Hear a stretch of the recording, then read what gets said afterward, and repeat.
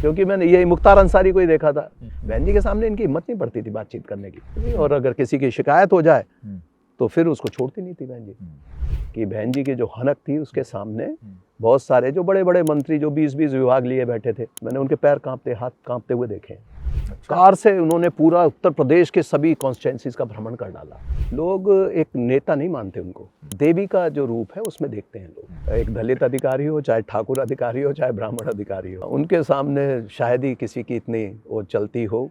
मुझे तो लगता है आने वाला समय उत्तर प्रदेश में एक नई इबारत लिखने जा रही है, तो ये बहन जी करेंगी। हमारे साथ यूपी के तेज तर्रार आईपीएस अधिकारी रहे, एडीजी जोन प्रयागराज रहे प्रेम प्रकाश जी हैं। प्रेम प्रकाश जी, सबसे पहले सवाल यह है कि 2027 का चुनाव आ रहा है और मायावती जी 9 अक्टूबर की रैली के बाद बहुत तेज हैं। लगातार लखनऊ हो, दिल्ली हो, मीटिंग्स कर रही हैं, लोगों से मिल रही हैं, कार्यकर्ताओं से मिल रही हैं। आखिर क्या करने वाली हैं? वीरेश जी, सबसे पहले आपको जय भीम जी। और आप जानते ही हैं कि बहन जी की जो राजनीति रही है जी। वह ग्रास रूट लेवल पर इतनी पॉपुलर हैं। ग्रामीण क्षेत्रों में आप देखेंगे लोग एक नेता नहीं मानते उनको, उससे भी कहीं बढ़कर देवी का जो रूप है उसमें देखते हैं लोग। तो जो लोगों की जो आकांक्षाएं हैं, जो उनकी इच्छाएं हैं, राजनीति से जो प्राप्त करना चाहते हैं, वो सब कुछ मिला उन्हें। बहुजन समाज पार्टी की जो सरकार बनी, बहन जी 4-4 बार मुख्यमंत्री बनी, हर बार एक नया एजेंडा होता था और उसमें सबसे ज़्यादा कार्यक्रम जो होते थे वो गरीबों के लिए, और विशेषकर SC, ST, OBC, माइनॉरिटीज़, इनके लिए उनकी प्रायोरिटीज़ रहती थी हमेशा। तो आज भी उन सब स्कीम्स को आप देखिए कि बहुत सारे, जैसे डॉक्टर अंबेडकर ग्राम, आप देखिए उन गाँवों का कायाकल्प हो गया। सोच नहीं सकते थे लोग कि उनके पास जो किस किस तरह की सुविधाएं हो सकती हैं। जो शहरों में सुविधाएं होती थी वो डॉक्टर अंबेडकर ग्राम में थी। और इंस्पेक्शन के बारे में तो आप जानते ही हैं, उनके कितने कड़े इंस्पेक्शन के जो मानक थे।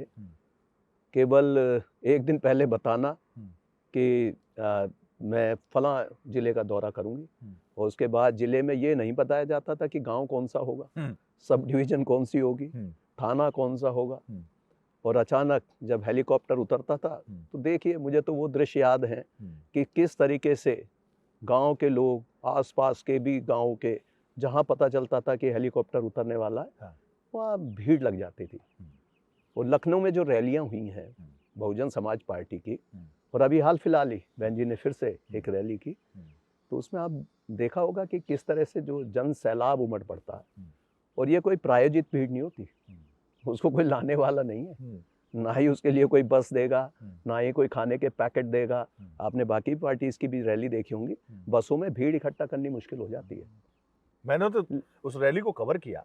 उस तो रैली में मैंने देखा, लोगों ने कहा कि देवी है मेरी और देवी को देखने आए हैं। और मंदिर में आप जाते हो, पूजा करने जाते हो, तीर्थ स्थान पे जाते हो, तो भगवान आपको खाने को देते हैं, आपको किराया देते हैं। तो जब किराया भगवान नहीं देते और आपको खाने का रास्ते में भगवान नहीं देते, तो हमारी देवी हैं, हम इनकी रैली में आए हैं, हम इनसे पैसा क्यों ले, हम इनसे खाना क्यों ले। इतना हम सक्षम हैं कि अपनी देवी को दर्शन कर सकें, देख सकें उनको। अब जिस पार्टी का वोटर इतना समर्पित होगा और ये जो देवत्व की भावना उनके अंदर जब आ गई है, तो क्या आप सोचते हैं कि इतने बड़े जो वोटर्स का जो समूह है उसको कोई पार्टी निगलेक्ट कर पाएगी? आगे आने वाले समय में, जैसा कि 2027 की आपने बात की, विधानसभा चुनाव में बहुत बड़ी भूमिका होने वाली है। विशेषकर जो SC का जो वर्ग है, OBC का वर्ग है, माइनॉरिटीज़ हैं, आप देखेंगे कि उनमें कहीं ना कहीं इस तरह की भावनाएं आ रही हैं कि उनके लिए कई मामलों में उनके खिलाफ कुछ काम किए जा रहे हैं। अभी आपने हाल में UGC का देखा होगा, UGC में कोई जो लेजिस्लेशन लाया गया, जो रेगुलेशंस बनाए गए, उसमें जो दलितों का, छात्रों का जो हित था उसको देखते हुए काफ़ी सारे प्रोविजंस थे। लेकिन चाहे जैसा भी जो भी प्रक्रिया रही हो, माननीय न्यायालय से ही चाहे उस पर रोक लगाई गई हो, लेकिन उसका जो रोक लगाने का न्यायालय का स्वाभाविक, उन्होंने अपने स्वतः नहीं लिया संज्ञान, उन्होंने भी जब देखा कि जो जन भावनाएं हैं जी। वो भड़क चुकी हैं, वर्गों में आपस में टकराव बढ़ रहा है, तब उनको इंटरवीन करना पड़ा। लेकिन ये तो लोग तो समझते हैं ना, जो गरीब छात्र हैं या SC ST OBC जिनके लिए उसमें प्रोविजन थे, विमेन के लिए उसमें प्रोविजन था, उसमें इकोनॉमिकली वीकर सेक्शंस के लिए प्रोविजन था, ये सब तो समझ जाती कहीं है, लेकिन फिर भी लोगों ने शायद उसमें पूरी तरह से उसको समझने में कहीं ना कहीं भूल कर दी। अब ऐसे मुद्दे आप बहन जी को देखिए, बहन जी उठाएंगी ये मुद्दे, जो भी ऐसे मुद्दे हैं जो दलित छात्रों से संबंधित हैं या जो आम तौर पर ऐसे लोगों को, वर्गों को जो गरीब के हित को प्रभावित करते हैं, उनको उठाती हैं जोर शोर से उठाया रैली में। और जिस तरह से जब वो दहाड़ उनकी सुनते हैं लोग, तो फिर लोगों को लगने लगता है, हाथ पैर फूल जाते हैं वहाँ लोगों के। और प्रशासक के तौर पर अगर आप देखेंगे तो उनका जो शासन रहा है वो किसी से छुपा नहीं। आज भी लोग लॉ एंड ऑर्डर के मामले में एक बेहतर कानून व्यवस्था के लिए बहन जी को याद करते हैं। हर व्यक्ति का मानना, जब भी हमें बहुत सारे लोग मिलते हैं, हो सकता है मुद्दे की बात करते हो, लेकिन हमारे पीठ पीछे भी जो उनके बयान आते हैं, जो बहुत सारे लीडर्स हैं या जो जानते हैं, जो एक परख रखते हैं शासन की, आप देखिए मीडिया में ही देखिए कि लोग आज भी उनकी तारीफ करते हैं कि बहन जी की जो हनक थी उसके सामने बहुत सारे जो बड़े बड़े मंत्री जो 20-20 विभाग लिए बैठे थे, वो तक कांपते हुए, मैंने उनके पैर कांपते, हाथ कांपते हुए देखे हैं। 20-20 विभाग वाले 20-20 विभाग वालों के। हाँ। हालांकि हम लोगों का जो फीडबैक रहता था उनके बारे में, हम जानते थे कि ये कोई पार्टी का भला नहीं कर रहे हैं, वो छोड़ के सब भाग गए। नसीमुद्दीन सिद्दीकी के पास 19-20 विभाग थे। अब देखिए, आपने नाम स्वयं ही ले लिया, ऐसे ऐसे बहुत सारे लोग हैं। वही नहीं, बाबू सिंह कुशवाहा का नाम लीजिए, लालजी वर्मा को देखिए, और बहुत सारे, स्वामी प्रसाद मौर्य, तमाम लोग, रामचल राजभर, आपके अब जो प्रेजेंट डिप्टी CM हैं ब्रजेश पाठक। हाँ, तो ये सब उसी की देन है। ये सब कहीं ना कहीं से जो मान्यवर काशीराम जी ने एक मुहिम चलाई थी, उसका ही एक हिस्सा है। इनकी सबकी ट्रेनिंग वहीं से हुई है, लेकिन कहीं ना कहीं अपने मिशन से भटक गए। और बहन जी का जो व्यक्तित्व है वो आप देखेंगे कि वो पार्टी दलगत राजनीति से कहीं बढ़कर है। चाहे वो किसी भी पार्टी में हो, जो SC ST के लोग हैं, वो बहन जी के लिए उनका समर्पण का भाव, उनका जो उनको देखते हैं, जो जिस रूप में देखते हैं, वो लगभग एक जैसा है। चाहे आप किसी कांग्रेस पार्टी के वर्कर से बात कर लीजिए, BJP के वर्कर से बात कीजिए, किसी समाजवादी पार्टी के वर्कर से बात कीजिए, जब आप अलग से 1 to 1 बात करेंगे, ये बात एकदम सामने निकल कर आएगी कि वो बहन जी को किस रूप में देखते हैं। वो उनको देवी के रूप में ही देखेंगे, एक बड़े नेता के रूप में देखेंगे। और सभी को पता है कि राजनीति का जो एक नया अध्याय लिख दिया। कोई सोच सकता था कि एक दिल्ली के छोटे स्कूल में पढ़ाने वाली एक छात्रा, बाद में टीचर, और वो एक इतने बड़े पद तक पहुंच जाएंगी, एक इतने बड़े, हाँ, एक सबसे बड़े प्रदेश की कमान संभालेंगी। मान्यवर काशीराम जी का इसमें विजन था। उन्होंने जिस तरीके से इकट्ठा किया बहुजन समाज को, तो उसमें, लेकिन बहन जी ने जो जिस तरीके के जो तेवर अपनाए, जो उन्होंने धार दी इस आंदोलन को, वो सत्ता में लाने के लिए, और दलितों ने सत्ता का स्वाद लिया। उन्होंने देखा बड़े बड़े अधिकारी, मैं देखता था हमसे पहले बहुत सारे अधिकारी थे, बहुत ब्रिलियंट भी हुआ करते थे, लेकिन इग्नोर किए जाते थे, उन्हें कभी भी कोई महत्वपूर्ण पोस्टिंग्स नहीं मिलती थी। बहन जी के समय में आप चाहे वो रेंज हो, मंडल हो, जिलों हो, उसमें जिन लोगों को कभी अवसर नहीं मिले, उनको वहाँ पर SP लगाया गया, DM लगाया, कमिश्नर लगाया गया, फील्ड पोस्टिंग दी गई। पहले बहुत सारे लोगों को फील्ड पोस्टिंग नहीं मिलती थी इतनी, जो पिछड़े दलित हों। हाँ, उस समय फिर थानों में तो एक बहुत ही बड़ा जो परिवर्तन आया, उसमें आप देखेंगे कि सबकी परसेंटेज तय कर दी गई कि किस कम्युनिटी के कितने लोग होंगे। SC ST का उसमें रिजर्वेशन लगभग तय कर दिया गया। अच्छा। OBC का कर दिया गया, माइनॉरिटीज का थानों में कर दिया गया कि लगभग जो 50% इन वर्गों के होंगे, जिसमें से अल्पसंख्यक वर्ग हो गया, जिसमें ईसाई भी आते हैं, मुस्लिम भी आएंगे, जैन भी आएंगे, बाकी सभी समुदाय थे जो अल्पसंख्यक वर्ग थे। OBC के लिए, उनके लिए भी 27% का उसमें रिजर्वेशन था, SC ST के लिए भी था। तो उसी अनुपात में थाना अध्यक्षों की पोस्टिंग की जाती थी, और थाना अध्यक्ष आप जानते हो बहुत महत्वपूर्ण पोस्ट है, और विशेषकर ग्रामीण अंचल में तो जो है, जो एट्रोसिटीज़ को दूर करने के लिए उनकी बहुत बड़ी भूमिका होती है। यहाँ तक कर दिया गया कि थानों में भी ये तय कर दिया गया कि थाने के स्टाफ में मुंशी एक एससी जरूर होगा। अच्छा, हाँ, ओबीसी जरूर होगा। मुंशी, हाँ, उसकी भी बड़ी भूमिका होती हाँ, है। उसकी क्योंकि सारा रिकॉर्ड्स वो मेंटेन करते हैं, उनको एक एक चीज़ का पता होता है कि क्या थाने के कागजों में क्या लिखा जा रहा है। तो ये सब बहन जी कर सकती थी। बाकी तो आप देखेंगे कि उनका जो चुनाव प्रचार के दौरान भी देखा मैंने उनको। आप जैसे लखनऊ के एसएसपी रहे, कानपुर के एसएसपी रहे, और कहाँ रहे आप? अब उत्तर प्रदेश के लगभग जो बड़े जिले हैं सभी की कमान संभाली है। बहन जी के ज़माने में बहन जी के ज़माने में तो आप देखेंगे कि सबसे पहले शुरुआत हुई थी बागपत जिले का, मुझे पुलिस कप्तान बनाया था, नया जिला बना था। हाँ। हेलीकॉप्टर से उनकी लैंडिंग होनी थी, एक दिन पहले ही अनाउंस किया गया। हाँ। जिला भी अनाउंस किया गया और मुझे वहाँ पर कप्तानी करने का अवसर मिला। बागपत के आप पहले पुलिस अधीक्षक? हाँ, पहले पुलिस अधीक्षक थे। और बताएंगे, आजकल मीडिया में भी छाए रहते हैं, हमारे पूर्व डीजीपी साहब हैं, विक्रम सिंह साहब। हाँ, डॉक्टर विक्रम सिंह साहब से बात करोगे, उन्होंने देखा था वो दृश्य। हम एक तरह से नए थे, बिल्कुल पहला चार्ज था हमारा। वो हमारे रेंज के और जोन के वहाँ पर इंचार्ज रहे। एज आईजी जोन भी रहे, डीआईजी रेंज भी रहे। जब हम ट्रेनिंग में थे तो डीआईजी रेंज थे, उसके बाद जब हम एसपी बने तो वो आईजी जोन हो गए थे। तो मैंने देखा कि ऑफिसर्स पर भी उनकी कैसी हनक चलती थी। ये बहुत टफ ऑफिसर रहे हैं सब, और बहुत इनके आप चर्चे सुनेंगे तो कभी बदमाशों के सामने इन्होंने जिस तरह की मिसाल दी है कि बदमाश छोड़ के भाग जाते थे। डॉक्टर विक्रम सिंह का नाम सुनकर वहाँ कांपते थे बदमाश। लेकिन उन ऐसे ऐसे अधिकारी भी बहन जी के सामने जो है वो सब एक जैसे थे, चाहे वो एक दलित अधिकारी हो, चाहे ठाकुर अधिकारी हो, चाहे ब्राह्मण अधिकारी हो। उनके सामने शायद ही किसी की इतनी वो चलती हो कि वो अपना कुछ अपने मन से कुछ जो है नया कुछ करने की कोशिश करें, बिना अप्रूवल के नहीं कर सकते। बागपत में क्या हुआ फिर? तो बागपत में बहुत बड़ी सभा हुई, बहुत लोग आए थे वहाँ पर।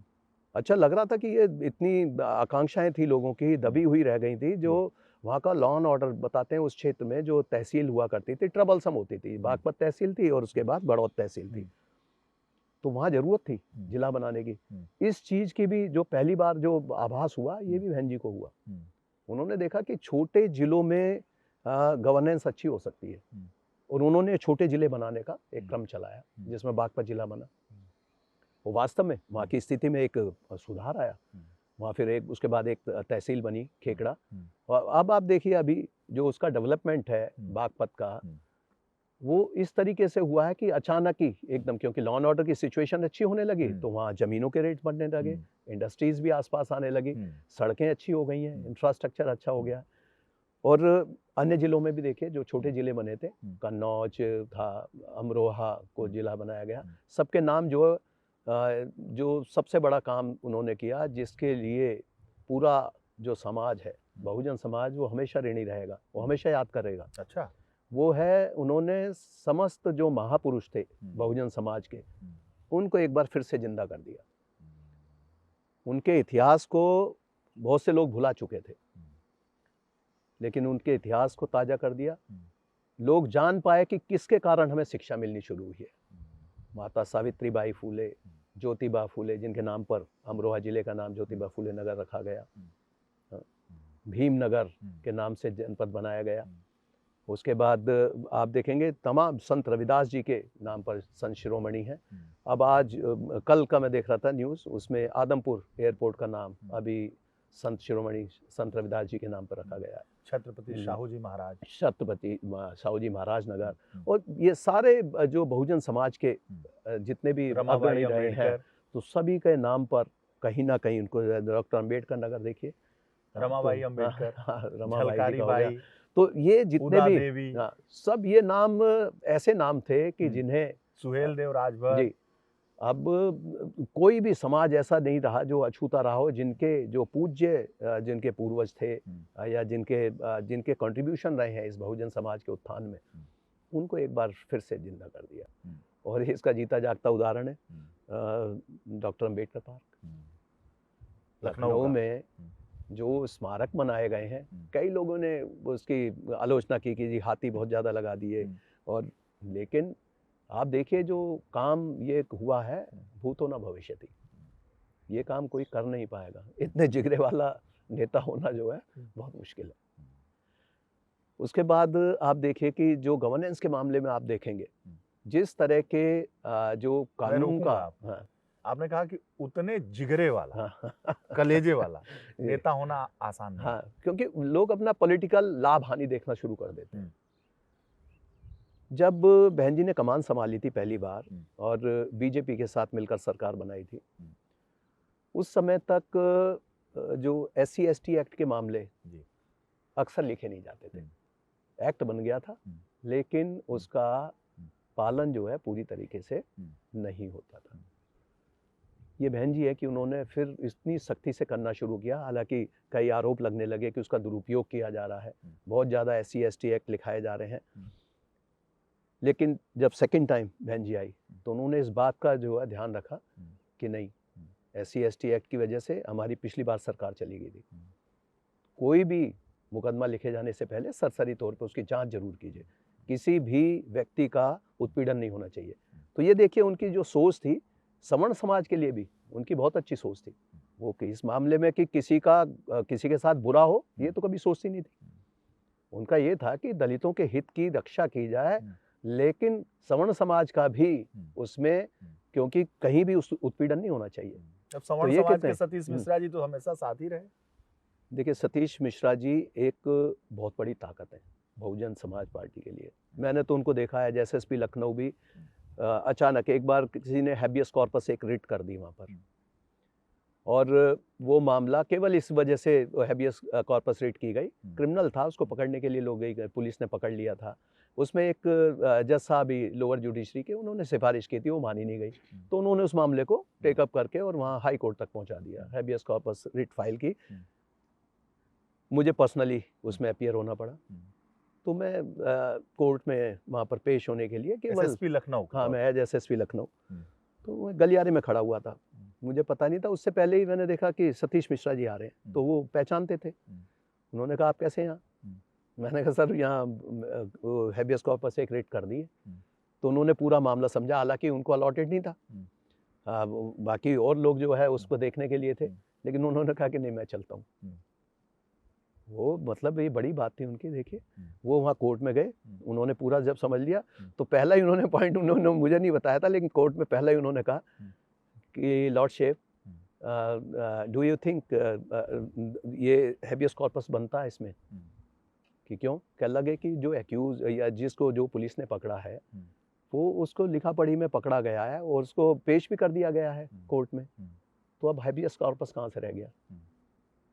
और इसी चीज़ पे उसका, क्योंकि वो एक बड़ी हैसियत थी कोर्ट में भी, लोग उनका सम्मान करते थे, और मामला उसी समय उसको जो क्लोज कर दिया गया तुरंत। हाँ, तो ये इस तरह की जो उनकी जो सपोर्ट होती थी, चाहे वो ऑफिसर्स के लिए हो और बहन जी के लिए, तो मैं देखता था कि वो कानून के मामले में बड़े ज्ञाता है, तो उनकी जो राय होती थी हमेशा बहुत अच्छी रहती थी। कई बार कुछ लोग भ्रम फैलाते हैं जाति के नाम पर कि ब्राह्मणों को साथ लेकर, और ये सर्वजन समाज और ये सब जो है ये ठीक नहीं रहा, और कई बार वैसे भी आरोपित करते हैं कि शायद ये पार्टी को नुकसान पहुंचा रहे हैं, लेकिन ये बहुत बड़ी ताकत रहे हैं।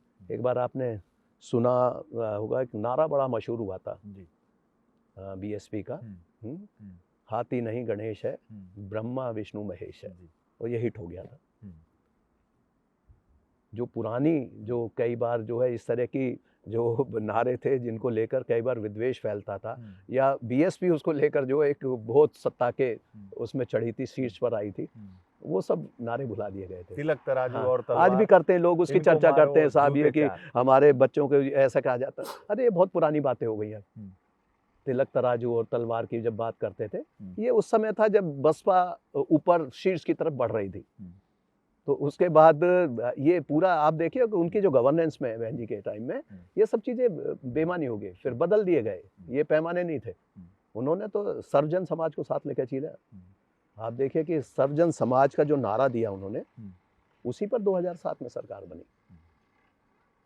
वो फुल मेजॉरिटी की सरकार बनी। मिश्रा जी की जो भूमिका है बहन जी मिश्रा जी की बड़ी पॉजिटिव है, और आज भी मैंने तो देखा इतने वफादार, इतने फेथफुल नेता बहुत कम है, जो मतलब किसी पार्टी में चाहे कैसी भी परिस्थिति रही हो और उसमें वो साथ खड़े रहते हैं। लेकिन बहन जी ने भी उतना ही दिया है। मैं देखता था वो जितना स्नेह करती थी मिश्रा जी को, वो भी किसी से छुपा नहीं। अच्छा। क्योंकि मैंने जब बेटियों की शादी की माननीय सतीश मिश्रा जी ने, तो हम अरेंजमेंट पे जाते थे और इनवाइटेड भी थे वहाँ पर। तो वहाँ बाकी पार्टियों के भी नेता भी आए हुए थे। आप देखिए, जैसे मैं यहाँ ही हमारे दिल्ली के सांसद हैं तिवारी जी, इन्होंने तो वहाँ पर गीत गाए थे बाकायदा। मनोज तिवारी। हाँ, तो ये सब जो और पार्टियों के भी बहुत सारे कद्दावर नेता वहाँ पर पहुँचे थे। और बहन जी शादियों में आपने देखा होगा वो जाती नहीं है ज़्यादा, किसी फंक्शंस वगैरह में बहुत कम जाती हैं, और अपने परिवार की शादियों में भी बहुत कम जाती हैं, क्योंकि उन्हें लगता है कि मैं इतना टाइम यहाँ लगाऊंगी, उससे ज़्यादा टाइम मैं अपनी बुक लिखने में और बाकी कंस्ट्रक्टिव काम करूँगी। तो ये उनकी सोच है। कई बार इसकी भी कई बार लोग आलोचना करते हैं कि बहन जी अपने जो लोग हैं उनके उसमें जो शादियों में नहीं जाती। तो उनका तर्क भी जो है बहुत अच्छा था, क्योंकि इसमें बहुत ज़्यादा टाइम लगाने के बजाय, लेकिन वहाँ बहन जी के यहाँ जब बेटियों की शादियाँ हुई तो उसमें वो बहुत देर बैठी, सतीश मिश्रा जी। पूरा मैंने इतना कहीं उनको बैठे हुए कभी किसी फंक्शन में देखा नहीं। तो वो इतना स्नेह भी करती थी बदले में। तो ये सब बिल्कुल म्यूचुअल होता है। देखिए, आप जितना सम्मान दोगे, आप जितना प्यार दोगे, जितना आप फेथफुल रहोगे किसी के लिए, वो भी बदले में उतना ही आपको मिलेगा। तो ये जो सवर्ण समाज को लेकर और मिश्रा जी को लेकर जो भाव रहे बसपा में, वो यही है। ये बिल्कुल, उन्होंने हमेशा एकता की बात की। मैंने तो कभी देखा नहीं उनको। और देखिए भाव से वो, उसमें मुझे याद आता है कि उस समय कैबिनेट सेक्रेटरी का पद बना था, लेकिन एक एडिशनल कैबिनेट सेक्रेटरी का भी पद बनाया, जिसमें आपने देखा होगा कि सबसे ईमानदार अधिकारी जो ब्राह्मण समाज के माने जाते हैं, श्री विजय शंकर पांडे जी, उनको एडिशनल कैबिनेट सेक्रेटरी बनाया। और उनकी जो राय हुआ करती थी उसको हमेशा वो ऊपर मानती थी, काफ़ी प्राथमिकता देती थी। उनके अनुसार ही वहाँ पर पोस्टिंग्स हुआ करती थी। जैसे जब मैं वहाँ एसएसपी था तो वहाँ कमिश्नर भी जो है वो भी ब्राह्मण समाज के लगाए गए थे, वो भी आउटस्टैंडिंग ऑफिसर थे। हाँ, इवन जो मेरे साथ डीएम लगाए वो भी घोष को लगाया वहाँ पर। तो इस तरीके से वो कभी भी, ये जो जातियों का कई बार बात करते हैं ना लोग कि ये सब पॉलिटिकल वो रहते हैं कई बार लोगों के जो है कि उसमें कहीं ना कहीं उनका अपना स्वार्थ रहता है। वैसे देखा जाए तो हमेशा उन्होंने सभी जातियों को साथ लेकर चलने की बात की, वो चाहे उसमें सतीश मिश्रा जी हो चाहे बहन जी हो। कुछ लोग थे जो उसमें, और हालांकि वो धीरे धीरे सबकी पहचान हो गई, धीरे धीरे पार्टी छोड़कर भाग गए थे। तो अच्छा, मिश्रा जी कभी गए नहीं? मिश्रा कहीं जी का नहीं तो गए। वो दो हमेशा चट्टान की तरह रहे हैं। और मैंने उनका देखा कि वो जो पार्टी के लिए उनके जो वक्तव्य होते हैं या समाज में जो वो संदेश देते हैं या किसी का प्रोटेक्शन के लिए, क्योंकि बीएसपी में भी बहुत सारे नेताओं के जब दूसरी पार्टी की सरकारें आई तो किसी के मुकदमे कायम हो गए, किसी वो हमेशा सभी की मदद करते थे, क्योंकि वो लीगल ल्यूमिनरी है और उनको बहुत अच्छा ज्ञान है। बड़े वकील। हाँ, बड़े वकील रहे हैं। हाई कोर्ट में मैं देखता था कि जब वो खड़े हो जाते थे तो जजेस उनका बहुत सम्मान करते थे, क्योंकि वो बहुत लोगों से सीनियर थे। तो ये पार्टी के लिए एक बहुत बड़े, ये तो स्तंभ है पार्टी के, जो इन्होंने बसपा को बढ़ाया था। और अभी आप देखिए जो अब जो 2027 का जो बन रहा है, जो माहौल जिस तरह से बनाया जा रहा है, लोग कोशिश तो कर रहे हैं, कहीं ब्राह्मण को ठाकुर से भिड़ाने की कोशिश है, कहीं दलितों को और सवर्णों को उनको भिड़ाने की कोशिश की जा रही है, कहीं ओबीसी और इसका जो ये जो रिफ्ट पैदा की जा रही है, मुझे तो लगता है ये सब पॉलिटिकल शफूगे हैं। ये धीरे धीरे वोटर बहुत अब होशियार हो गए हैं, वो सब समझते हैं। आपने मिश्रा जी की बात की। नसीमुद्दीन सिद्दीकी बहुत ज़्यादा विभागों के मंत्री थे और इस वक्त कांग्रेस छोड़कर कहा जा रहा है कि बसपा में भी जा सकते हैं।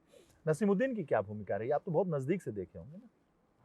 नसीमुद्दीन का मैं कहीं ना कहीं देखता था। देखिए बहुत सारे जो है जो आपसी जो वाइब्स होती हैं, जैसे उनके साथ बैठकर कभी मुझे पॉजिटिव वाइब नहीं मिली जो मिश्रा जी के साथ आ जाती थी, या और जो नेता जो फेथफुल नेता थे। क्योंकि जब भी काम, जैसे आप विधि सम्मत कोई काम बता रहे हैं तो लगेगा कि हाँ ठीक है, हमारे हितैषी हैं।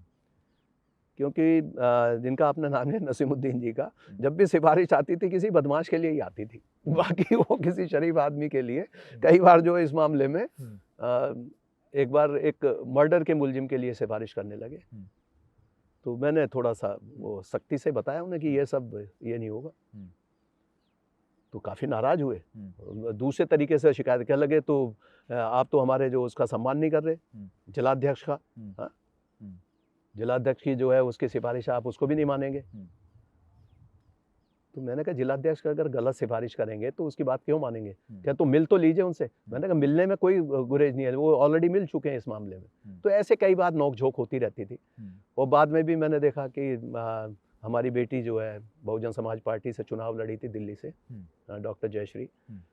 तो उसने जब चुनाव लड़ा तो मैंने देखा नसीमुद्दीन सिद्दीकी की भूमिका बिल्कुल नेगेटिव रही। उनको हराने में काफ़ी बड़ा रोल रहा उनका। अच्छा। जबकि बाकी लोग इसमें जो है मुनकाद अली थे यहाँ के प्रभारी, और पूरी दिल्ली में, क्योंकि बहुजन समाज पार्टी का बहुत ज़्यादा उसमें अच्छा वहाँ पर कोई ऐसा प्रभाव था नहीं खास, लेकिन सीमापुरी सुरक्षित क्षेत्र था। उससे जब वो चुनाव लड़ी तो जितनी ताकत लगानी चाहिए थी ये नहीं लगा पाए। प्रभारी थे क्या? हाँ, ये वो तो सब वो देखते थे, पूरे टिकट डिसाइड करने में उनकी भूमिका रहती थी। उसके बाद उनका टिकट जो है बहन जी ने कर दिया था, डॉक्टर जयश्री का, यहाँ बुलंदशहर से कर दिया, खुर्जा विधानसभा से किया था। और एक बल्हा एक सीट थी बहराइच में, वहाँ से भी उनका कर दिया था।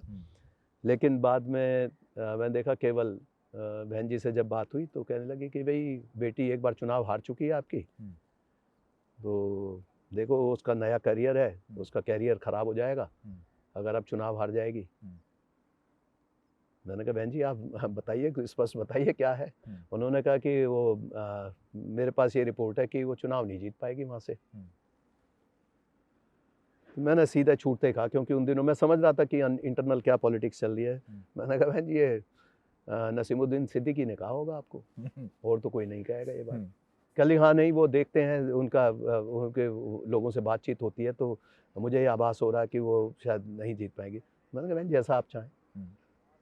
उन्होंने कहा कि आप किसी और को लड़ने दीजिए। ठीक है, जैसी आपकी इच्छा। लेकिन हम लगे रहे, हमें पता था कि ये किस तरह पार्टी को नुकसान पहुंचा रहे थे उस समय, क्योंकि बाकी बहुत सारे आरोप थे इनके ऊपर भी। सब लोग जानते हैं कि कितना, आपने देखा होगा कि बहुत सारा पैसा और ये सब पार्टी फंड वगैरह सब उन्होंने साइफन ऑफ कर लिया, लेकर चले गए। तो ये कहीं ना कहीं इन्होंने पार्टी को नुकसान तो पहुंचाया। लेकिन उसके बाद भी आप देखेंगे कि आज भी जो लीडरशिप में जो भी लोग लगे हुए हैं, बहन जी के साथ हैं, जो मजबूती से खड़े हैं, उनको सबको कहीं ना कहीं अवसर मिलते रहते हैं। और यही जो उनकी जो सबको साथ लेने की जो उनकी आदत में है ये चीज़, कि वो देखती हैं कि कौन कितना मेहनती है, कितना काम कर रहा है। तो नसीमुद्दीन कह रहे हैं कि राहुल गांधी ने सम्मान नहीं दिया, कांग्रेस पार्टी ने सम्मान नहीं दिया, तो अब मनाने पे भी नहीं मान रहे हैं। नहीं सम्मान चाहिए हमें। तो बसपा में इससे ज़्यादा सम्मान क्या मिलेगा? बहुजन समाज पार्टी में सबसे ज़्यादा कद्दावर नेता के रूप में उनकी ख्याति थी। हम लोग जरूर उनसे बातचीत कर लेते थे सीधे मुंह, और अड़ जाते थे कई चीज़ों पर, लेकिन मैंने बाकी अधिकारियों को देखा, कोई अधिकारी उनके सामने ये हैसियत नहीं थी कि उनका कहा हुआ को टाल सके। अच्छा। हाँ, और बहुत सारे विभाग उन्होंने हेड किए, और सारे महत्वपूर्ण विभाग थे जितने भी देखे, जिनको ऐसा विभाग माना जाता है कि जो जिसमें लोग वहाँ पर मंत्रालय चाहते हैं और जो पोस्टिंग चाहते हैं, इस तरह के विभाग सारे उनके पास थे। लेकिन उसके बाद भी जो परिणाम है, पार्टी को एक तरह से पतन की ओर ही ले गए। इनका कोई पॉजिटिव कंट्रीब्यूशन मुझे तो लगता नहीं। और ऐसे ही जो कार्यकर्ताओं की वजह से संभवतः ये नुकसान हुआ बसपा को। हाँ, बसपा को नुकसान हुआ, और धीरे धीरे लोगों का विश्वास कम होने लगा। लगने लगा कि अब राजनीति शायद बहुजन समाज पार्टी की ज़्यादा नहीं चल पाएगी। स्वामी प्रसाद मौर्य की क्या हैसियत थी, वो क्यों पार्टी छोड़े, क्या हो गया सब? स्वामी प्रसाद मौर्य वैसे बहुत ही बड़े नेता रहे हैं, और वो मिशनरी व्यक्ति है, मिशन के सिपाही हैं। मैंने देखा आज भी बाबा साहब के जो सिद्धांत हैं उनको मान्यवर काशीराम जी के साथ मानने वाले, और वो लगभग सीनियरिटी में जो है बहन जी के आसपास ही थे पार्टी में शुरू में। हाँ, लेकिन बाद में तो सब बहन जी ही सर्वे सर्वा थी, क्योंकि मान्यवर काशीराम जी ने उनको अपना एकमात्र उत्तराधिकारी घोषित कर दिया था।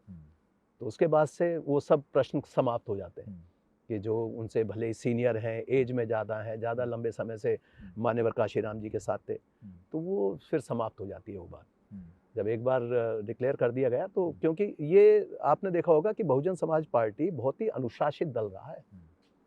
जब हम एज एसएसपी या डीआईजी आईजी हमने काम किया जब भी, तो हम देखते थे कि वहाँ पार्टी के कार्यकर्ताओं का ये साहस नहीं हो सकता था कि वो बिना ऊपर हेड हाईकमान की अनुमति लिए बिना कोई आंदोलन कर दें या कहीं जाकर थाने पर जाकर किसी अपराधी को छुड़ा दें। ये हैसियत नहीं होती थी, हुड़दंगई नहीं थी। हाँ, हुड़दंगई नहीं थी। और अगर किसी की शिकायत हो जाए तो फिर उसको छोड़ती नहीं थी बहन जी। बल्कि कई मामले ऐसे पार्टी के एक बार जब भी संज्ञान में ला दिए। एक बार आगरा में हरि पर्वत थाने पर मैं वहाँ ऑर्डरली रूम कर रहा था, काफ़ी सारे आईओ थे, अधिकारियों की मैं समीक्षा कर रहा था क्राइम की, और वहाँ पर वो जिलाध्यक्ष वहाँ पर काफ़ी भीड़ भाड़ लेकर पहुँच गए।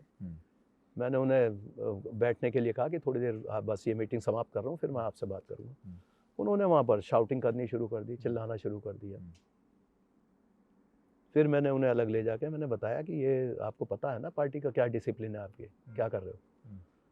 फिर मैंने तुरंत शिकायत की इसकी, तो बहन जी को शिकायत की तो उन्होंने कहा नसीमुद्दीन से बात कर लीजिए, मैं बताती हूँ। हालांकि वो अगले दिन ही जिलाध्यक्ष को वहाँ से हटा दिया गया। और फिर नेक्स्ट डे मेरे पास आके कहने लगे कि साहब वो गलती हो गई है। मैंने कहा मैं आपको समझा रहा हूँ कि आप जो है ऐसा कहीं, और मैं तो बहुत सारे ज़िले देख चुका हूँ कि वहाँ इस तरह का होता नहीं है जो आप कर रहे हो। तो सिद्दीकी जी भी चाहते हुए कि वो वहाँ रहे, लेकिन उसको रख नहीं पाए, फिर उसको हटना पड़ा। चाहते थे जिलाध्यक्ष रहे। तो ये पार्टी में भी उनको काफ़ी वरीयता दी हुई थी, क्योंकि पार्टी के जो कोऑर्डिनेटर्स होते थे उनसे सलाह मशवरा करते थे। अच्छा, अभी भी जो आप देखेंगे बहन जी ने जिस तरीके से अभी शुरुआत फिर से पुनर्गठन की है, इससे देखना एक नया बदलाव आएगा। अभी जो पार्टी में जिस तरह के पद हैं कोऑर्डिनेटर्स के, और जो इंटरनल जो स्ट्रक्चर है सेक्टरल लेवल तक, बूथ लेवल तक जो कमेटी बनाई गई है, अभी उनका उन्होंने मैंने देखा कि पूरा उस पर टाइम दे रही है। फिर युवा नेता जो आकाश आनंद जी आ गए, तो उससे युवाओं में भी जोश आने लगा। तो कुल मिलाकर मुझे लगता है कि अगर बहन जी एक बार निकल गई, मुझे याद आता है कि जब 2007 का चुनाव हो रहा था तो उन्होंने हेलीकॉप्टर या हवाई जहाज इस्तेमाल नहीं किया। अच्छा। कार से उन्होंने पूरा उत्तर प्रदेश के सभी कॉन्स्टिट्यूएंसीज का भ्रमण कर डाला। अच्छा। सब जिलों का कार से। लोग उन्हें इस तरह नजदीक से देखना चाहते हैं। हाँ। लोग उन्हें सड़कों पर उसी कार से देखना चाहते हैं एक बार। ये नहीं कि हेलीकॉप्टर से आए और उड़ गए। तो वो बहन जी का जो है वो रूप देखने के लिए जो है लोग, समाज के लोग, बहुजन समाज के लोग जो आज भी वही चाहते हैं कि उसी तरह की बहन जी हो। हालांकि देखिए उम्र की भी कुछ सीमाएं होती हैं। फिर जैसे जैसे सीनियर होते जाते हैं उनकी पॉपुलैरिटी इतनी है, फिर सिक्योरिटी थ्रेट भी बहुत रहता है। वो सारे कॉन्स्टेंट्स हैं। वो मुझे भी पता है कि अब वो कई बार जो है सिक्योरिटी कंसर्न्स इतने ज़्यादा रहते हैं कि उस तरह से इस तरह से रोड पर और बिना उसके प्रोग्राम दिए या बहुत ही बृहद पैमाने पे ये सब करना बड़ा मुश्किल हो जाता है। लेकिन लोग तो नहीं समझते ना ये बात। लोगों की मांग है। लोगों की तो यही मांग रहती है। अच्छा, 2007 में जब सरकार बनी बहन जी की, हेलीकॉप्टर्स नहीं कार से पूरे प्रदेश का दौरा कर डाला उन्होंने। अच्छा। हाँ। सरकार थी मुलायम सिंह जी। हाँ, तो बिल्कुल आपने देखा होगा मीडिया में भी जब चुनाव के जो लोगों ने अटकलें लगानी शुरू की, कोई सोच नहीं रहा था कि बहुजन समाज पार्टी सत्ता में आएगी। लेकिन इंटरनल सिमरिंग इस तरह की थी, और जो बहुजन समाज एकजुट इस प्रकार से हो चुका था, और साथ में सवर्ण समाज आ गया था। 2007 में जो सबसे बड़ी सपोर्ट रही अगर सवर्ण की, जिन्हें लोग भिड़ाने की कोशिश करते हैं कि दलित और ब्राह्मण जो है ये एक दूसरे के जो है बिल्कुल अगेंस्ट हैं, ऐसा थोड़ी था। ये तो सरकार ही जो है, लोगों को पता है कि ब्राह्मण समाज पूरा एकजुट होकर बहुजन समाज पार्टी के पक्ष में उन्होंने वोट किया था 2007 में। हाँ, 2007 में। अच्छा। हाँ। तो आज भी जो जिस तरह की इक्वेशंस हैं और जो बना हुआ जो विश्वास उनका आपस में बना हुआ, सतीश मिश्रा जी में है, वो कुवत की इकट्ठा कर सकते हैं आज भी। और जब ये इस तरह की चर्चाएं चल रही हैं कि आपस में किसी एक वर्ग को ज़्यादा तरजीह दी जा रही है या दूसरे वर्ग को अभी दबाया जा रहा है। अभी आपने देखा होगा एक ADM सिटी मजिस्ट्रेट ने रिज़ाइन कर दिया।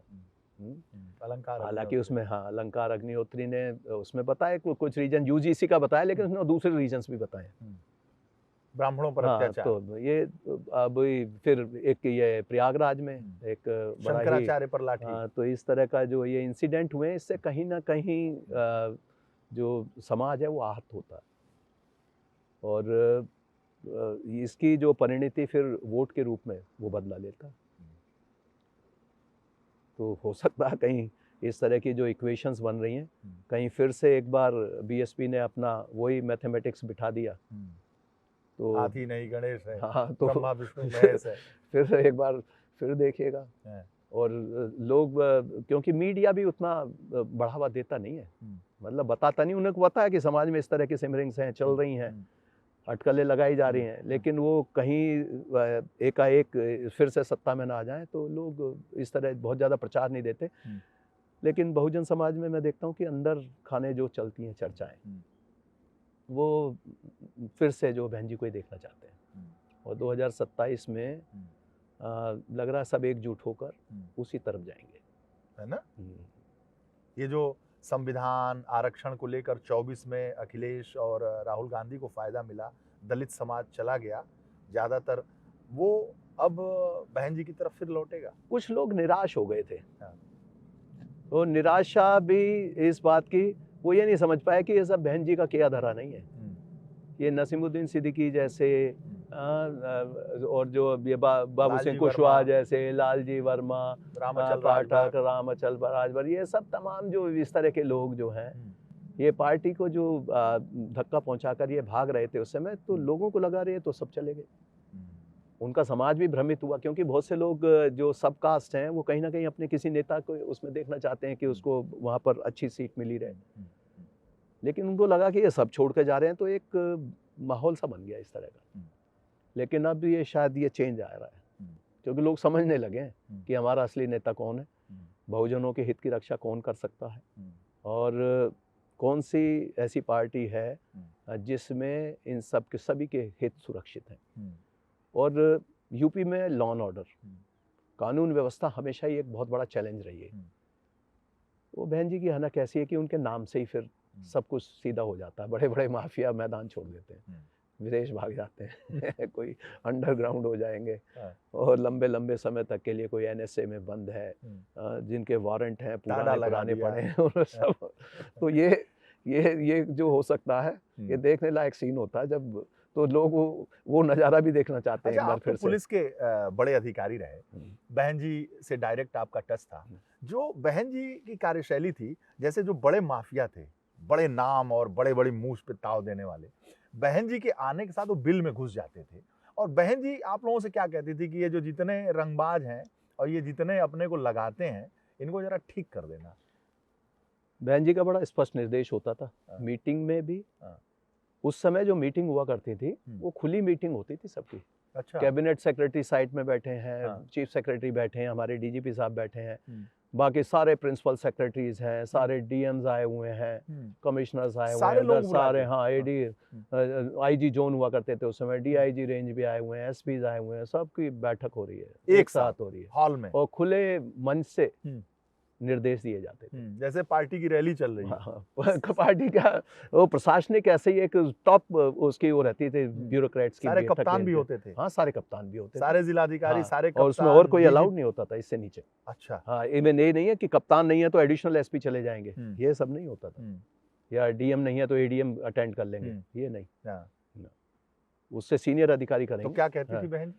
तो बहन जी का माफियाओं के प्रति पता था, जीरो टॉलरेंस, किसी की कोई बदमाशी बिल्कुल नहीं चलेगी, कोई भेदभाव नहीं। भेदभाव ये नहीं देखना कि हमारी पार्टी का किस पार्टी का, अगर कोई वांटेड है, क्राइम किया तो अंदर कीजिए, सख्त कार्रवाई कीजिए उस पर। किस जाति से हैं, किस धर्म से हैं, ये नहीं लेना देना। बहन जी के सामने ये जाति धर्म ये सब गौण हो जाते हैं, लोग उनको प्रोजेक्ट करते हैं एक जातिवादी नेता के रूप में कई बार, और वो सब वही करते हैं जो जानते नहीं है उनके बारे में। मैं जानता हूं कि वो शायद ही किसी से जाति के आधार पर शायद ही किसी से भेदभाव करें, ये तो है दलित हित सर्वोपरि ही रहता है उनके दिमाग में। उनको ये पता है कि अगर दो कैंडिडेट हैं बराबर कैलिबर के, एक ब्राह्मण है, एक ठाकुर है, एक दलित है, अगर वो बराबर के हैं तो ये सही बात है कि दलित को प्राथमिकता देंगे, और क्योंकि हम जो है उस चीज़ के जो है बेनिफिशियरी रहे हैं। हमने देखा कि बाहर हम सोच नहीं सकते थे कि इतने बड़े बड़े जिलों की कप्तानी मिलेगी हम लोगों को। लखनऊ का कप्तान, कानपुर जो आज कमिश्नरेट है सारे, आगरा का कप्तान, और ये जितने भी फिर बाद में हमें जो है वाराणसी का भी बनाया गया, तो ये सारे कमिश्नरेट बन चुके हैं। आप लखनऊ के कप्तान रहे, कानपुर के कप्तान रहे, आगरा के कप्तान रहे, वाराणसी के कप्तान रहे, सब कमिश्नरेट जी।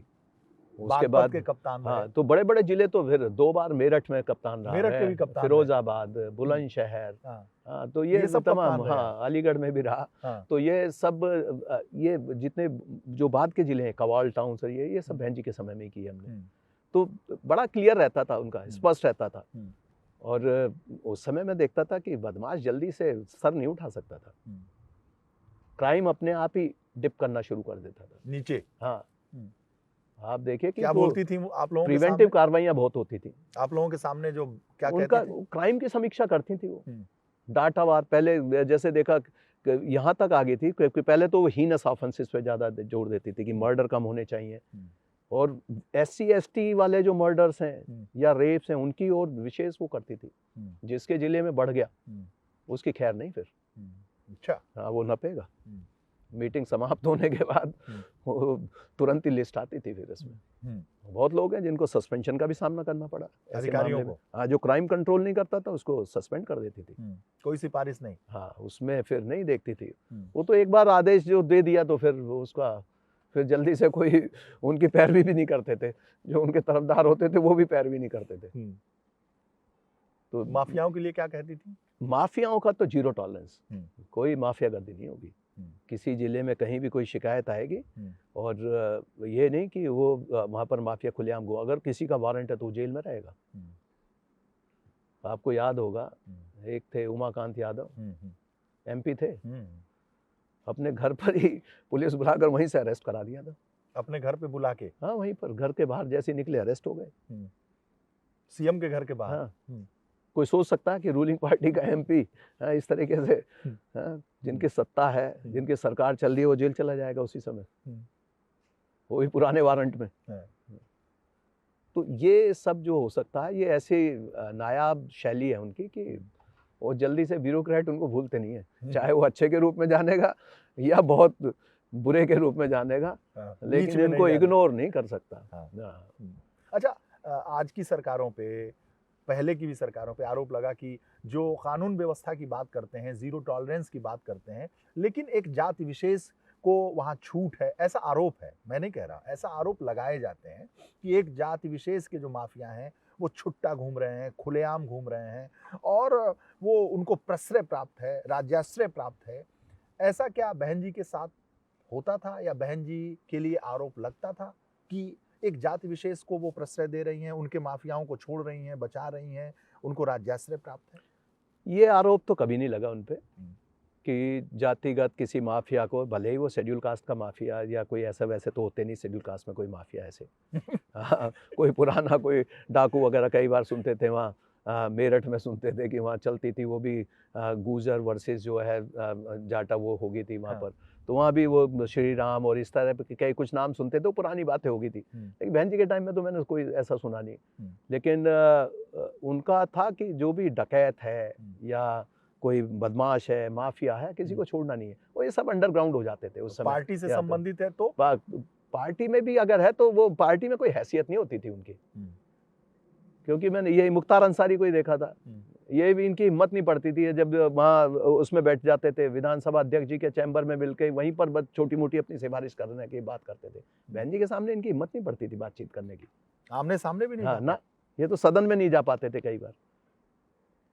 बहन जी ये जेल में थे, जेल से इनका जो है वो सेशन के लिए अटेंड करने के लिए परमिशन होकर वहाँ पर आते थे, तो उसके बाद वहाँ सदन में नहीं जा पाते थे। वहीं विधानसभा अध्यक्ष जी के यहाँ अटेंडेंस लगाई, वहीं अपनी जो भी बात कहनी है।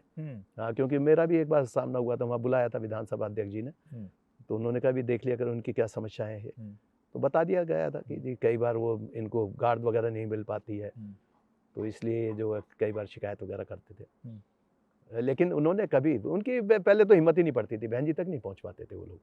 बहन जी के मुख्यमंत्री रहते ये लोग आसपास भी नहीं जाते, नहीं आसपास सदन ये में भी नहीं बहुत बैठते ज़्यादा थे, बात विधायक रहते हुए। नहीं कर पाते थे। एक ये जौनपुर के हैं जो जिनका माफियाओं में नाम लिया जाता, ये भी उस समय बीएसपी में थे, और अभी शायद निर्दलीय हैं या जौनपुर से। तो इनका मैं देखा कि ये जो पार्टी के उपाध्यक्ष थे वहाँ तक तो पहुँच पाते थे, बहन जी तक वहीं पहुँच नहीं थी इनकी भी। वो जल्दी से मिल भी नहीं पाते थे, इनको टाइम नहीं मिलता था। नहीं, वो तो बाद में भी मैंने देखा कि ये जो जैसे बहन जी सत्ता में रही हो, बाहर रही हो, ये लोग जल्दी से एक्सेस नहीं पा पाते। मिलती नहीं है बहन जी ऐसे लोगों से। कठोर थी। हाँ, इस मामले में उनकी अपनी उनका ये था कि बदमाशों को जो है, क्योंकि उनकी देखिए जो यूएसपी थी बीएसपी की, वो थी लॉ एंड ऑर्डर जो है सर्वोच्च रहेगा, सबसे अच्छा रहेगा। अगर माफियाओं से बदमाशों से इस तरह से समझौते होने लगेंगे या उनको ही जो है कोई छूट मिल जाएगी, तो फिर कहाँ रह जाएगा? फिर आरोप लगेंगे। हाँ, फिर आरोप लगेंगे। इसीलिए लोग आज भी जो बहन जी का लॉ एंड ऑर्डर है उसको एकदम याद करते हैं। उसकी चर्चा तो हर कोई करता है। हाँ, और अब जो यूपी में जिस तरह से बदलाव आया है माननीय योगी आदित्यनाथ जी के बाद, तो उसको भी लोग जो है जैसे भले ही कहें कि जातिवादी आधार और ये वो, लेकिन है नहीं। वो भी इक्वली सख्त बहुत हैं, वो भी बदमाशों के प्रति एकदम सख्त है। वो तो आप देख रहे हैं कि कई बार कोर्ट को आदेश करना पड़ता है कि जी पैर में गोली ना, ये मारने के बड़े सारे केसेस आ रहे हैं। इस तरह के बदमाश वहाँ पर जो है सब जो है तख्ती लगा लगा के अरेस्ट वो जा रहे हैं। आप तो एडीजी जो रहे, हाँ, कानपुर रहे उन्हीं के ज़माने में, हाँ, बरेली रहे उन्हीं के ज़माने में, आप प्रयागराज रहे, अतीक का तो पूरा मामला आप ही ने देखा। तो ये चलता रहता है, क्योंकि एक लॉ एंड ऑर्डर जो है ना, कोई एक दिन का मैटर नहीं है कि आज अच्छा कर लिया कल खराब हो जाए। क्योंकि वो जो दबाव बनाया गया था जैसे बीएसपी के टाइम में, मैंने देखा कि वो कहीं ना कहीं बीच में जो है थोड़ा सा वो उसका जो टेम्पो था वो कम हो गया, और दूसरी पार्टियों की वो सरकारें बीच में रही। लेकिन उसके बाद जब योगी आदित्यनाथ जी आए तो उनके साथ भी मेरा एसोसिएशन जो है बिल्कुल एज आईजी रेंज ही शुरू हो गया था। और फिर उसके बाद बैक टू बैक 3 जोन किए मैंने, बरेली, उसके बाद कानपुर और फिर प्रयागराज। अब वो देखिए लॉ एंड ऑर्डर के मामले में, बदमाशों की सिफारिश के मामले में, उसमें भी देखा वो अपने पार्टी के सांसद विधायक इनकी भी नहीं सुनते थे। अधिकारियों पे विश्वास बहुत करते हैं। माननीय मुख्यमंत्री जी का ये था कि अगर कोई बदमाश है तो उसके खिलाफ सख्त कार्रवाई होनी है। अब ये हो सकता है, या तो ये हो सकता है कि कुछ बदमाश जो है उसमें छोड़ दे बदमाशी, हाँ, कोई घटना ही नहीं कर रहे तो ये थोड़ी है कि उनके खिलाफ भी कार्रवाई होगी, चाहे वो ये समझ के छोड़ दे रहे हो, कोई लिहाज कर रहे हो। लेकिन जो भी नामी ग्रामी बदमाश हैं उन पे शायद किसी भी उसमें कोई वांटेड नहीं है आज की डेट में। चाहे आप कोई ठाकुर उनके नाम लिए जाते हैं बहुत सारे कि जो माफिया रहे हैं, तो मुझे नहीं लगता कि कोई वांटेड चल रहा है या किसी ने कोई ऐसी घटना कर दी हो, और जिसने की तो वो अंदर वो चले ही गए। जैसे अब ये उन्नाव का घटना था, उसका है रेप का कांड था, तो वो सब जेल में है। बाकी भी जिस पे उसमें जहाँ किसी ने घटना की तो उस पर एक्शन तो हो ही रहा है। तो ये कहेंगे कि काफ़ी सारा जो है जो योगी जी के जो तेवर हैं वो कहीं ना कहीं बहन जी से काफ़ी मिलते जुलते हैं इस मामले में। बहन जी अधिकारियों पे सख्ती काफ़ी ज़्यादा कर देती थी। योगी जी वार्निंग देकर या हिदायत देकर वो थोड़ा इस मामले में नर्म है उनका लहजा, तो इसलिए शायद लोग कुछ बोल देते हैं। लेकिन वैसा बदमाशों की जहाँ तक है तो बदमाशों की जो रीढ़ तोड़ी है और जो यूपी में जो लॉ एंड ऑर्डर को जो ऊंचाई की तरफ ले गए हैं, तो उसमें योगी जी का भी बहुत बड़ा रोल है। क्योंकि उसमें पुलिस को कम काम करना पड़ता है, उनके नाम से ही बहुत सारी चीज़ें चलती हैं। सर आप रहे अभी, बातें बहुत हुई आपसे, तो बात आपने स्वामी प्रसाद मौर्य पे हमने शुरू किया था, तो वो आपने कहा कि वो बड़े नेता थे, क्या थे, फिर छोड़ना पड़ा, क्या थे वो सब? उनके पास भी मंत्रालय था काफ़ी, वो और मिशन की बात करते हैं। कई बार शायद एज ज़्यादा होगी या कुछ, कई बार वो ऐसा कुछ बयान दे देते हैं जैसे मनुस्मृति पे दे दिया या कोई कंट्रोवर्शियल और किसी जातिगत मामले पर दे दिया, तो वो शायद जो है अब थोड़ा सा चेंज आ जाना चाहिए, क्योंकि कुछ चीज़ें ऐसी हैं जो बहुत पुरानी हो गई हैं, उनको विद्वेष वाले मामलों को सामने नहीं लाना चाहिए। संभवतः इन्हीं चीज़ों पर कुछ रहा होगा, क्योंकि मुझे बहुत ज़्यादा कि आपसी क्या हो रहा है, जब क्यों वो पार्टी बसपा से में थे तो निकले। कैसे थे? बसपा में तो क्योंकि पार्टी की जो विचारधारा है उसके साथ चलते थे, और और बड़े ये नेता थे, और मौर्य समाज के ओबीसी के बहुत ही कद्दावर नेता हैं। तो और उनका ये बाबू सिंह कुशवाहा? बाबू सिंह कुशवाहा का जो ग्राउंड लेवल पर मैं देखता था कि उनकी जो एक्सेप्टेंस थी वो बहुत ज़्यादा नहीं थी। वो तो मैं तो उनको मैनेजर के रूप में ज़्यादा देखा वहाँ। मैं भी उनको बहुत ज़्यादा वहाँ के उनके क्षेत्र के बारे में ज़्यादा जानकारी नहीं रखता था, लेकिन बहन जी ने उनको बढ़ावा बहुत दिया। बाबू सिंह कुशवाहा का आवास बहन जी के आवास से नेक्स्ट उसको आवंटित कर दिया गया, और जिससे आप समझ सकते हो कि उनकी कितनी नज़दीकी रही होगी। और जब भी बहन जी वहाँ लैंड करती थी, अपना जो प्लेन स्टेट प्लेन आता था, तो हम लोग जाते थे रिसीव करने के लिए। तो बाबू सिंह कुशवाहा हमेशा जाते थे वहाँ। अच्छा, हाँ, घरेलू थे। हाँ, अब उनका जो भी रहा हो, लेकिन उनका काफ़ी मैंने देखा कि मंत्रियों में वो नंबर 1 थे उस समय। बाकी अधिकारी रहते थे, लेकिन जो भी है वो मंत्रियों में वहाँ उनकी प्रेजेंस हमेशा, चाहे बहन जी को रिसीव करना हो या सी ऑफ करना हो, वो हमेशा वहाँ रहते थे एयरपोर्ट पर।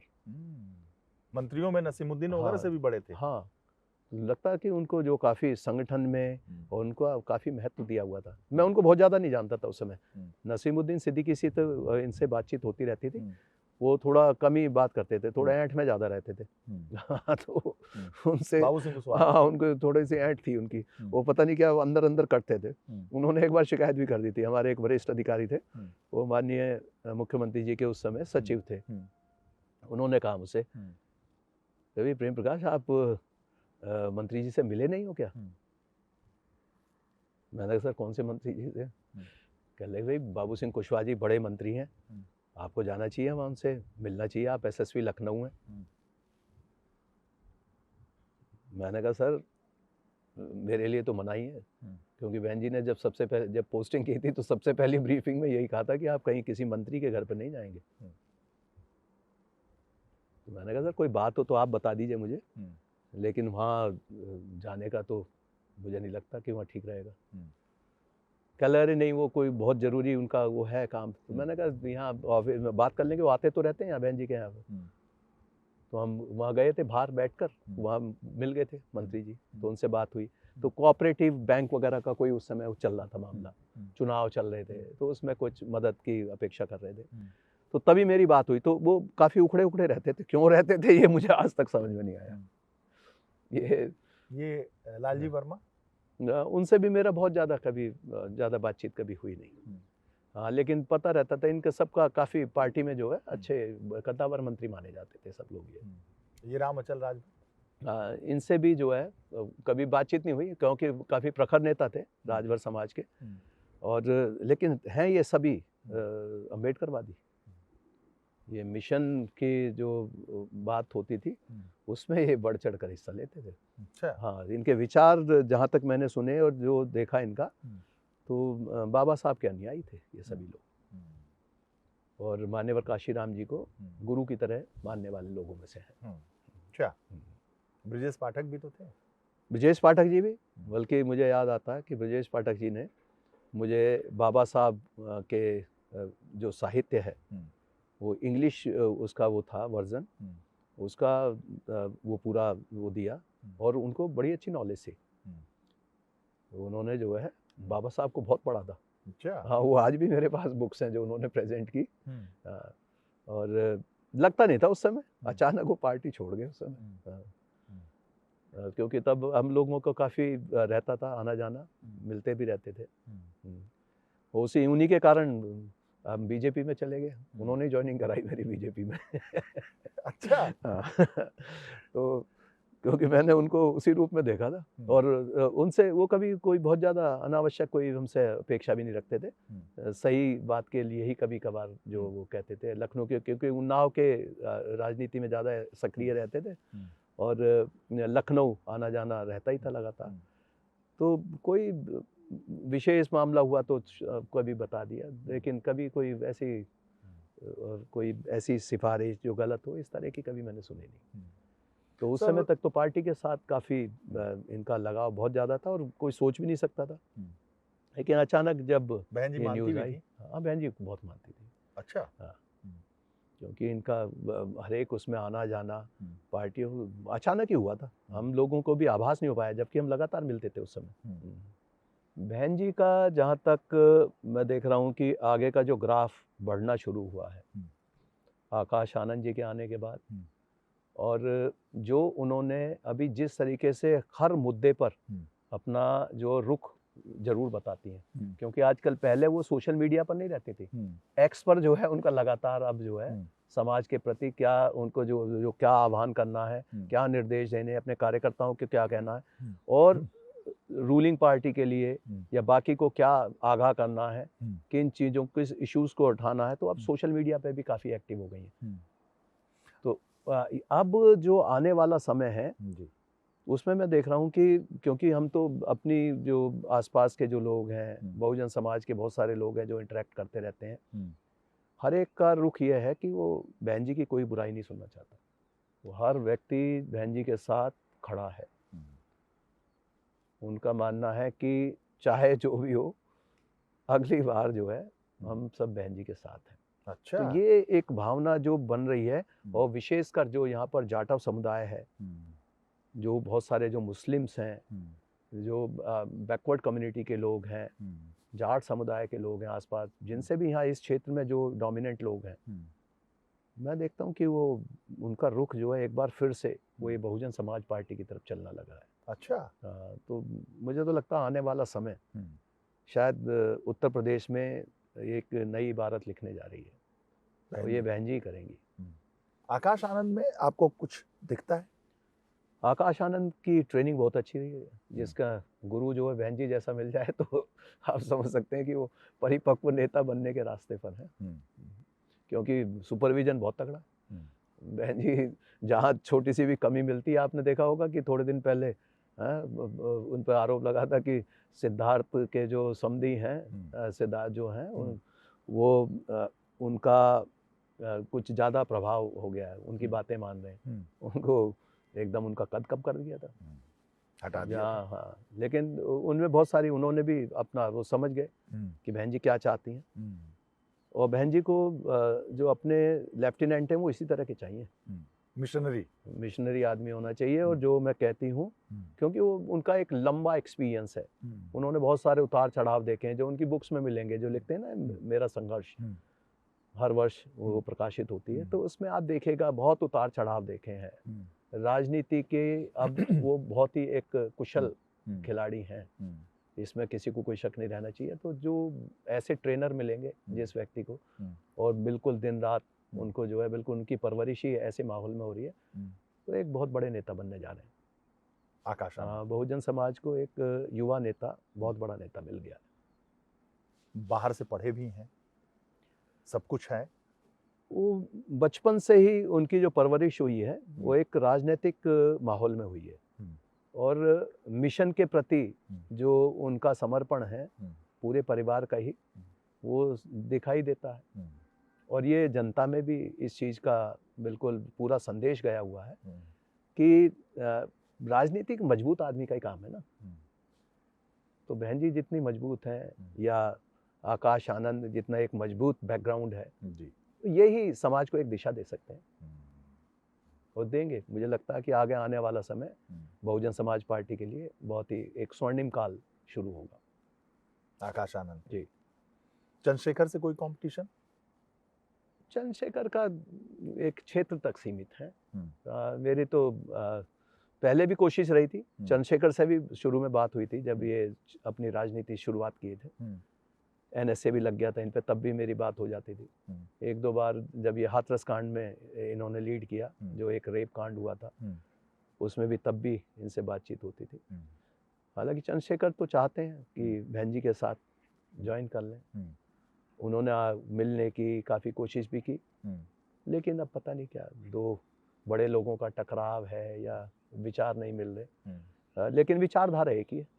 दोनों ही अम्बेडकरवादी हैं, बाबा साहब के अनुयायी हैं। तो मुझे लगता है एक ना एक दिन ये सब कारवां एक हो जाएगा। देखिए, जिस समाज की राजनीति कमजोर हो जाए फिर वो सत्ता में नहीं लौट पाता। ये बात अब बहुजन समाज अच्छे से समझने लगा। और ये जितने भी बहुजन समाज के जातियां हैं, चाहे वो जाटव है, वाल्मीकि है, धोबी है, रजक है, कोई भी है, या ओबीसी है, माइनॉरिटीज के भी, विशेषकर जो पिछड़े हुए, जो पसमानदा समाज है, तो ये सब लोगों के ये समझ में आ गया है कि कमजोर वर्ग की जो राजनीति है वो सुरक्षित रहेगी बसपा के हाथों में। वो बहन जी को सब अपना जो है बिल्कुल एक गॉडली फिगर के रूप में देख रहे हैं, देवी के रूप में देख रहे हैं। तो इस बार जो चेंज मुझे दिखाई देता है कि आपने चंद्रशेखर को देखा होगा, चंद्रशेखर तो कई बार कोशिश कर चुके बहन जी के पास आने की, उनकी पार्टी में आने की। हाँ, तो ये संकेत हैं। अभी देखना भगदड़ मचेगी कांग्रेस में भी, बीजेपी में भी, बड़ी बड़ी पार्टियों में, छोटे छोटे जो दल मिले हैं, क्षेत्रीय दल जो बन गए हैं, जातिगत आधार पर जो दल बने, देखना बसपा की तरफ ये रुख करेंगे। क्योंकि अब वहाँ की जो बहुत सारी जो रुकावटें थी ना, जो कुछ लोग टेस्ट में फेल हो चुके वहाँ, जो दिखाते थे कि हितैषी हैं, लेकिन जिन्होंने वहाँ पर लूटपाट की वो लगभग पार्टी से सब निकाले जा चुके या भागे गए। अब वहाँ माहौल बन गया है बहुजन समाज पार्टी में इस तरह का कि मुझे लगता है चुनाव से पहले बाकी पार्टियों में जो जितने भी दलित नेता हैं वो देखना सब बसपा ज्वाइन करेंगे। और एक बड़ी एक जो कार्यकर्ताओं की फौज है जो कहीं ना कहीं पहले भटक गई थी वो फिर वहीं जाएगी। और वोटर तो देखिए आज भी इंटैक्ट है। लोगों ने वोट डालना बंद कर दिया था, उनको कहता था कि भाई वो हाथी के अलावा हम तो कहीं वोट दे ही नहीं सकते, मोहर नहीं लगा सकते, मोहर लगा नहीं सकते। हाँ, तो इसलिए वोट देने जाने से बंद कर दिया था। लेकिन अब मैं देखता हूँ लोगों में फिर जोश आने लगा कि इससे काम नहीं चलेगा, हमें फिर एकजुट होना पड़ेगा और फिर से बहन जी को ही जो है सत्ता में लाना होगा, तभी लोगों का कल्याण होगा। तो ये जन भावना इस तरफ चल रही है। वेस्टर्न यूपी में तो मैं देख रहा हूँ, बुंदेलखंड में, कल ही मैं आगरा गया था, आगरा में मैंने देखा लोगों का रुझान, वो सब बहन जी के बिल्कुल दीवाने हैं सब इस मामले में। क्योंकि अब लोगों को लगने लगा कि ये कहीं ना कहीं जो सत्ता गई है उसमें हम लोग भी कहीं ना कहीं दोषी हैं। तो सत्ता में बहुत सारे परिवर्तन होते हैं और जो फायदे मिले हैं, जो लाभ मिले हैं, हम लोगों को भी उसका बहुत लाभ मिला है। समाज में जो है बहुत लोग हैं आज जो कहीं ना कहीं कोई हैसियत रखते हैं, तो वो उसमें बहुत बड़ा कारण है कि बहुजन समाज पार्टी सत्ता में आई, उसका लाभ सबको मिला है। तो उसी बड़े बड़े जिले के कप्तान रहे। हाँ, नहीं वो बहुत हमसे भी ज़्यादा बहुत लोग जो हैं अन्य पदों पर, बड़े बड़े पदों पर रहे हैं, मंत्रीगण रहे हैं और सबकी अच्छी हैसियत बनी। तो ये जो चेंज आया, ये देखिए एक बहुत बड़ा सोशल चेंज है। और भारत के लिए भी जब एक कमज़ोर कड़ी को जब मजबूत करेंगे, दलित समाज जब मजबूत होगा, बहुजन समाज मजबूत होगा, पूरा भारत मजबूत होगा। तो ये अब चेंज मुझे दिखाई देता है कि कुछ ना कुछ होगा। बहुत बहुत धन्यवाद सर, आपका बहुत समय दिया आपने। सादर जय भीम सभी को, धन्यवाद।